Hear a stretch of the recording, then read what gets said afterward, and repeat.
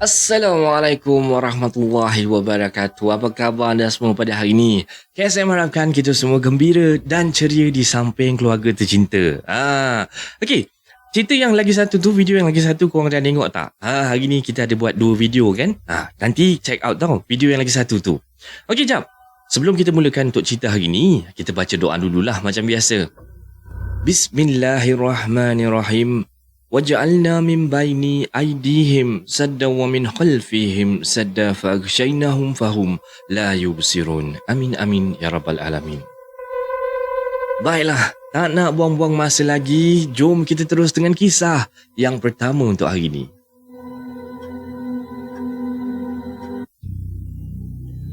Okey, untuk kisah yang pertama pada hari ini datangnya daripada Princess Nazneen. Jom kita teruskan dengan kisahnya. Assalamualaikum semua. Waalaikumsalam warahmatullahi wabarakatuh. Saya nak kongsikan satu kisah seram pengalaman sendiri masa saya tinggal dekat Kuala Lumpur dulu. Ketika tu, saya ni bekerja dengan kakak saudara saya dekat butik pengantin. Dan kakak saudara saya ni ada bisnes wedding planner dekat Puchong tu. Dan setiap kali ada event, tak kira lah pukul berapa sekalipun, kami mesti pergi pasang pelamin lah. Okey. Nak dijadikan cerita kan, satu hari kami ada event dekat Kelang tau. Dan kami kena pergi rumah pengantin dekat salah satu kampung dekat sana. Siapa yang biasa dengan kawasan Kelang, mestilah tahu kan. Suasana kampung dia tu memang klasik habis tau. Rumah kayu dengan atap macam zaman-zaman dulu punya rumah. So, kami gerak daripada Kuala Lumpur tu pun dah nak dekat maghrib dah masa tu. Dan lepas maghrib tu, barulah kami sampai dekat rumah pengantin. Kalau tak silap saya kan, masa tu lebih kurang dalam pukul 8 lebih malam lah macam tu. Sampai je ni kan, masing-masing sibuk lah. Turun-turunkan barang apa semua kan. Dan kakak saudara saya ni pula teruslah start buat kerja dia tau. Sibuk lah dia pasang pelamin gedebuk-gedebis kan. Untuk bayangan pendengar semua lah rumah pengantin tu kan boleh kata macam agak usang jugalah tau. Yelah, rumah kampung kan memang nampak macam tu lah. Dan keliling kawasan rumah pengantin tu ada pokok kelapa sawit. Dia macam dalam ladang kelapa sawit tau.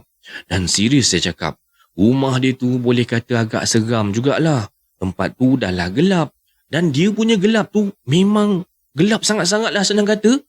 Kalau tak pasang spotlight tu, memang tak nampak apa-apa pun. Okey, kita orang pun tak nak buang-buang masa lagi lah. Masa tu kan dah sampai apa semua, kita orang pun mulalah buat kerja kan. Sibuklah dengan kerja masing-masing.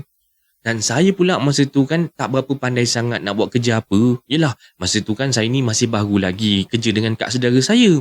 Jadi saya pun tolong dia je lah. Mengikut je lah dia ke mana dia buat itu, saya buat tu. Dia buat ini, saya buat ini kan. So masa tu akak saudara saya ni tengah pasangkan pelamin pengantin. Saya pun duduklah tolong dia kan. Buat. Bila dah siap pasang pelamin tu, kita orang nak kena hias meja makan pengantin pula. Masa kami tengah buat hiasan meja pengantin tu lah kakak saudara saya ni dia buat hiasan bunga-bunga segar tau. Dan inilah sebab saya kena ganggu. Entah macam mana entah air dalam pasu bunga tu habis. Jadi terpaksalah saya kena pergi tadah air dekat belakang rumah tu. Dan masa tu saya memang tak rasa apa-apa pun. Yelah, tak adalah orang kata rasa takut ke apa. Sebab kita ni memang tengah penat kerja kan. Dah lah orang lain semua tengah syok dah tidur dah kan. Kita pula kena kerja. Jam jugalah kepala otak ni. Yang tinggal dekat situ cuma saya, kak saudara saya dengan pengantin lelaki tu aja. Yang lain semua dah belayar, dah tidur habis dah. So saya pun tak banyak cerita lah kan. Yelah, badan pun dah penat. Memang kalau boleh nak cepat, nak settle-settlekan kerja ni semua, nak terus balik, lepas tu nak tidur aja tau. Saya pun capai baldi dan mulalah terus berjalan untuk pergi ke belakang rumah tu. Sorang-sorang saya je tau masa ni. Dan kalau nak ke belakang rumah tu, nak kena lalu tepi rumah tu lah Dah lah jalan tu jalan tanah liat bang. Dan masa tu pula, baru lepas hujan, jalan tu memang licin gila tau. Lagi sikit saya nak tergelincir dah masa tu. Kalau tidak, habis mandi lumpur saya. So, bila saya dah sampai dekat kepala paip dekat belakang rumah tu, saya pun mulalah tadah air dekat dalam baldi.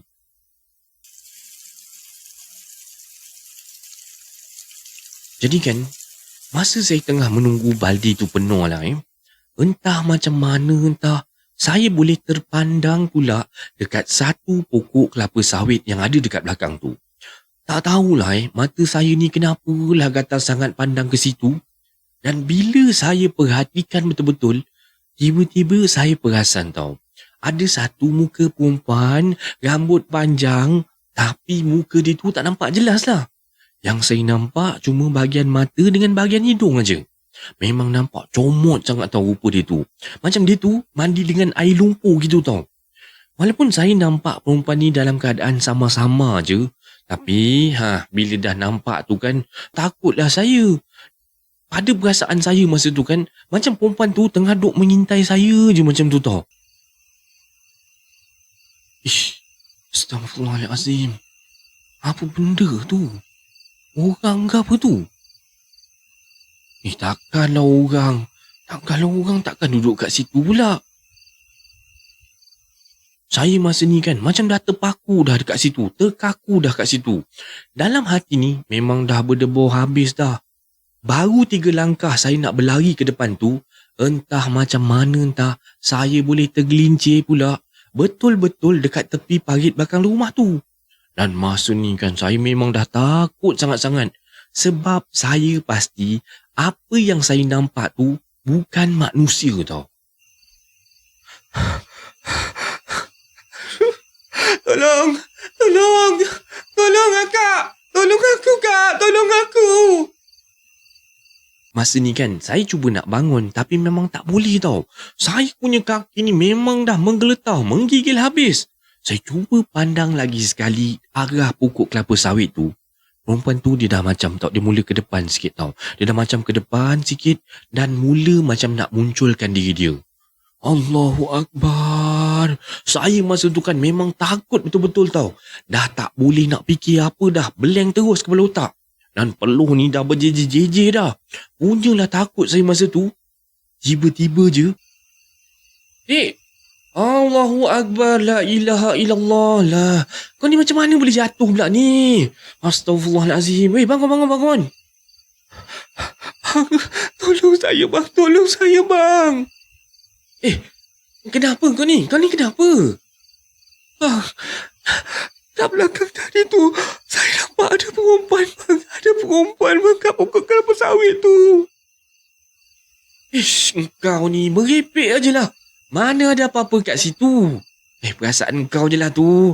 Abang duduk sini dah lama dah. Tak pernah nampak apa-apa pun. Dah. Bangun. Kau boleh bangun tak tu? Kalau tak boleh, abang panggilkan akak engkau.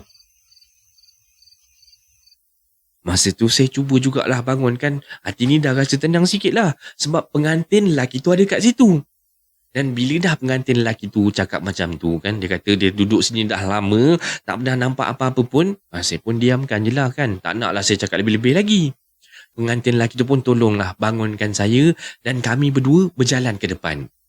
Bila dah sampai dekat depan rumah tu, sebenarnya saya ni dalam hati melonjak-lonjak tau. Nak ceritakan juga dekat akak saudara. Tapi bila tengokkan akak saudara saya muka pun ketat macam je kan. Dia macam sibuk sangat tengah buat kerja. Saya pun malas lah nak cakap apa-apa. Yalah, nanti takut kena marah pula dengan dia. Dia cakap saya buat cerita pula nanti kan. So, saya pun simpan je lah cerita tu dulu. Simpan seorang-seorang je lah. Sampai sekarang ni, saya masih lagi duk teringat-ingat pasal kejadian tu. Muka buruk perempuan tu masih lagi melekat kat dalam kepala saya ni. Tapi kan, ceritanya tak habis kat situ je tau. Lepas kerja kami tu siap, pengantin lelaki tu pun sewakan hotel dekat Kelang untuk kita orang nak bermalam lah. Sebab kalau nak balik rumah tu macam jauh kan. Jadi pengantin lelaki pun sewakan satu hotel untuk kami. Tapi hotel tu, ya Allah, punyalah jauh. Dan jalannya tu macam betul-betul nak masuk dalam hutan tau. Dan sepanjang jalan tu memang gelap gelita. Penuh dengan pokok-pokok hutan aja. Dan masa kami on the way nak pergi ke hotel tu, saya ingatkan masa tu lah nak cerita dekat kak saudara saya. Tapi bila tengok keadaan jalan pun macam lain macam je, seram je kan. Memang tak jadilah saya nak cerita. Sekian. Dan ini adalah kisah seram Malaysia yang pertama pada hari ini. Macam mana anda rasa dengan kisah yang pertama ni? Yelah, kalau malam-malam buta kan dekat di rumah kampung. Abang KSM pun pernah juga. Tapi bukan pergi buat andaman pengantin lah. Masa tu malam-malam raya kan. Bila malam raya kan, ramai family berkumpul dekat rumah nenek tu. Arwah nenek abang dulu kan. So, ini cerita pengalaman boleh abang KSM cerita sikit pengalaman abang So malam tu kan, bila dah ramai family belah mak abang tu, dia ada 15 keluarga tau. Masing-masing rumah tu tak adalah bersama-sama, tapi cukup lah, masing-masing berkelimpangan lah. Ada yang dekat ruang tamu, ada yang dekat tengah-tengah tu, ada yang kat dalam bilik kan. Yang perempuan biasa dalam bilik lah. Yang bujang-bujang semua tak mana-mana bersepah-sepah lah kan. Dan masa tu abang KSM dengan seorang pakcik abang KSM lah. Kira kita orang ni memang rapat lah masa tu kan. So tanya dia, "Cu, kita nak tidur mana ni cu?" Kata, "Entahlah Long, aku pun tak tahu nak tidur mana ni." Jadi kita tidur kat luar je lah kot. Tidur dekat ruang tamu dekat luar tu. Ruang tamu dekat luar rumah nenek abang ni, dia dekat belah tepi rumah tau. Dan belah tepi rumah tu, dia menghadap ke satu reban ayam. Dan dekat sebelah reban ayam tu, dia ada satu jamban. Okey. Macam biasa, abang KSM memang pakai cermata kan. Okay. Bila dah nak tidur, abang KSM tak pakai cermata lah. Tu cermata tu abang buka, abang letak kat tepi. So duduklah bersembang dengan Pok Cu abang. Bersembang. Biasalah sembang meripik. Budak-budak masa tu umur dalam berapa 20 tahun kot macam tu. So dah bersembang. Tiba-tiba pakcik abang cakap macam ni tau. Long, apa benda tu Long? Apa benda tu? Kau ni meripik-ripik je lah. Tu. Kat atas tu, kat depan tu. Apa benda kau ni? Jadi abang KSM pun ambil lah cermata pakai. Tengok. Ada pontianak tengah bertenggik dekat atas jamban tu. Dia duduk betul-betul dekat atas zinc jamban tu kan. Dia duduk, kaki terjuntai ke bawah. Siap boleh goyang-goyang lagi tau. Kita orang masa tu kan. Saya cakap, abang KSM cakap dengan Pok Cu lah. "Cu, macam mana ni Cu?" Kita belah lah kan. Masing-masing capai kunci kereta, terus berlari. Masuk dalam kereta, start enjin, terus pergi ke surau. Dekat Muar lah ni cerita dia kan. Okey, dah sampai kat surau. Surau tu tepi jalan nak menghala ke Bandar Muar tau. Okey, siapa yang duduk Muar tahulah agaknya kan. Abang pun dah parking kereta dekat tepi surau tu. Dengan Pak Ucu lah berdua turun. Pergilah tidur dekat kaki 5 surau tu tau. Dah tidur tu apa semua kan. Tidur. Besok paginya, rupa-rupanya lah malam tu kan, kita orang tidur betul-betul dekat sebelah kubur tahu tak. Sebenarnya surau tu, belakang dia tu kubur. Memang rapat sangat, memang dekat sangat dengan tempat kita orang tu kan. Ya Allah, kalaulah malam tadi perasan, memang tak ada maknanya kita orang nak tidur kat situ. Dan itu je lah kisah daripada Abang KSM ya. Okey, tak nak buang-buang masa lagi. Jom kita teruskan dengan kisah yang kedua pada hari ini.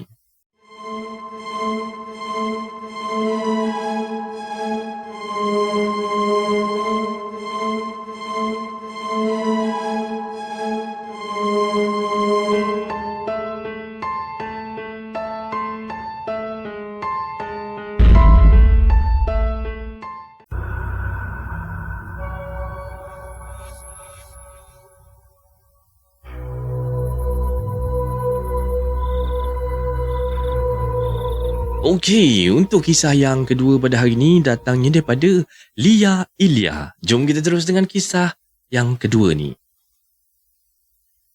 Dengan tajuk dia Kepala tau. Cerita ni pernah disampaikan oleh arwah ibu saudara saya. Dan katanya kejadian ni berlaku di Tangkak Johor Bahru, dekat dengan sebuah kilang sembelih ayam tak jauh daripada satu kawasan tanah perkuburan. Arwah ibu saudara saya ni tinggal dekat sana berbelas tahun dah lamanya. Jadi, banyaklah kisah-kisah aneh yang dia dengar dan alami sendiri dekat situ. Tapi, untuk cerita kali ni, saya nak ceritakan pengalaman kawan baik makcik saya diganggu dengan hantu. Okey, macam ni cerita dia. Pada satu malam tu, kawan makcik saya ni namanya Ani tau. Dan si Ani ni dia bekerja kilang. Dan biasalah kan, kalau dah nama kerja kilang ni, kadang-kadang tu dapat OT, kadang-kadang tu tak payah OT. Tapi, nak dijadikan cerita, malam tu si Ani ni kena buat OT. Jadi, Bila dah buat OT ni, of course lah kan, dia kena balik lewat malam. Dan oleh kerana dia dah balik lewat sangat masa tu, si Ani ni terpaksalah balik naik teksi. Dalam perjalanan nak balik tu, diorang ni lalu dekat satu kawasan yang memang dikatakan keras sangat. Sebab dekat jalan ni lah memang ramai sangat orang dah kena ganggu tau. So, masa dalam teksi tu, si Ani dengan pakcik teksi tu pun duk bersembang-sembang lah kan. Macam-macam lah sembang, kau kerja kat mana, dah lama ke, apa benda kerja apa semua kan. Biasalah sembang-sembang dengan pakcik-pakcik lah kan. So, sembang punya sembang, tiba-tiba masa diorang tengah duk leka bersembang tu, Ani ni mula rasa tak sedap hati tau. Rasa seram, rasa meremang, takut, tak tahulah kenapa. So, Ani ni pun pandanglah ke tingkap sebelah kiri. Yalah, sekadar nak tengok-tengok dekat luar tu, mungkin sebab nak hilangkan rasa seram dia tu lah. Tapi apa yang dia nampak buatkan dia terus terjerit dalam teksi tu macam orang kena histeria tau. Korang nak tahu tak apa yang Ani nampak masa tu? Dekat luar tingkap teksi pakcik tu, ada satu kepala perempuan. Dan kepala tu tergantung dekat luar tingkap tau. Berayun-berayun macam tu. Dengan muka memang seram betul. Tersengih je sambil tenung tepat ke arah Ani. Dan mata perempuan tu memang tajam dengan senyuman yang menyeringai sampai ke telinga, seolah-olah dia macam nak ajak Ani ni bergurau tau. Tapi siapa je yang sanggup nak bergurau dengan benda macam tu kan? Of course lah si Ani ni takut. Yelah, dah nampak muka perempuan macam tu kan? Ani masa ni kan teruslah bergerak ke sebelah kanan tau. Dan pakcik teksi pun nampaklah Ani ni macam takutkan sesuatu. Astaghfirullahalazim. Dek, kau tutup je lah mata tu, pandang bawah. Bacalah apa-apa yang patut. Cik, benda tu pandang saya, cik. Dia senyum, cik. Celik-celikkan lidah dia, cik. Rupa-rupanya, pakcik teksi tu pun nampak benda yang sama tau. Tapi mungkinlah sebab dia dah biasa dengan jalan ni. Setakat penampakan macam tu, dia tak kisah sangat pun. Yelah, benda dah biasa nampak kan. Tak lama lepas tu, kepala tu terbang. Hilang macam tu aja. Dan kalau mengikut daripada cerita pakcik teksi itulah, dekat jalan kilang sembelih ayam ni, memang dah lama terkenal dengan gangguan-gangguan macam tu. Ramai orang dah pernah kena dah. Tapi sebab pakcik teksi tu dah selalu sangat gunakan jalan tu, dia dah tak takut lagi lah kan. Dan kejadian ni berlaku sekitar tahun 80-an lah macam tu. Dan kalau ikut cerita daripada ibu saudara saya, itulah malam terakhir si Ani ni bekerja sampai ke tengah malam. Lepas daripada kejadian tu, Ani dah tak berani lagi nak kerja malam. Dan itu je lah kisah saya ni. Sekian. Dan ini adalah kisah seram Malaysia yang terakhir pada hari ini. Semoga anda semua terhibur dengan kisah-kisah yang Abang KSM sampaikan. Sebelum tu, pada anda yang belum tengok lagi, hari ni kita ada 2 video. Korang pergi check out tengok cerita yang lagi satu tu. Okeylah, Abang KSM nak minta ampun, nak minta maaf kalau tadi tu Abang KSM ada terkasar bahasa ataupun ada tersilap kata ke. Harap sahabat semua dapat maafkan abang ya. Mana yang belum like tu, tekanlah button like tu dulu. Ya, mana yang belum subscribe tu, tekanlah button subscribe tu. Supportlah channel KSM ni. Kita kan geng. Baiklah, dengan ini berakhirlah sudah kisah seram Malaysia untuk hari ni. Jumpa lagi esok pada pukul 4 petang, insya-Allah. Terima kasih semua. Assalamualaikum.